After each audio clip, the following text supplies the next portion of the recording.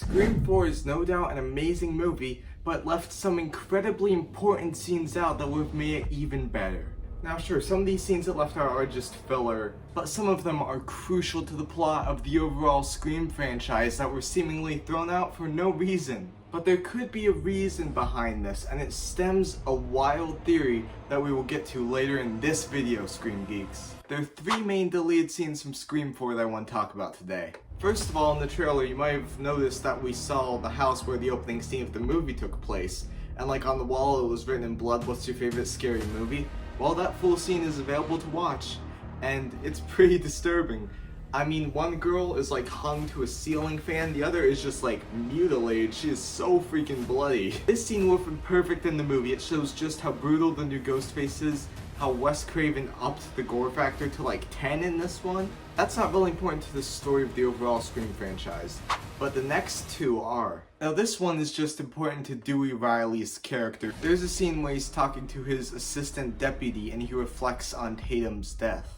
He talks about how she was found dead in Doggador at the Woodsboro murders, and it's at that moment that he discovers that the new killers are making a remake of the original Scream, but in real life. My sister. What? Tatum. She was a victim in the original Woodsboro massacre.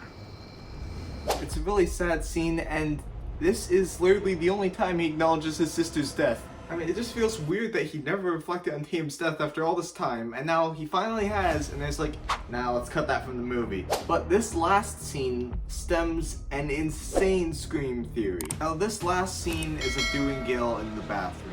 They're getting ready for their days, getting all dressed and stuff, and Dewey asks Gale if she's going to Sydney's book signing, and he said it would be nice for Gale to be there for her because this is her first time back in Woodsboro since her father died. I think it'd be really nice if she did. Her first time back since her dad died.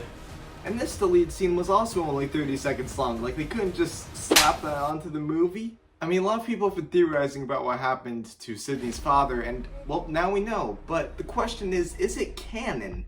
I mean, if the scenes are deleted, are they still canon in the Scream universe or not? This is an incredibly crazy theory that comes from this scene.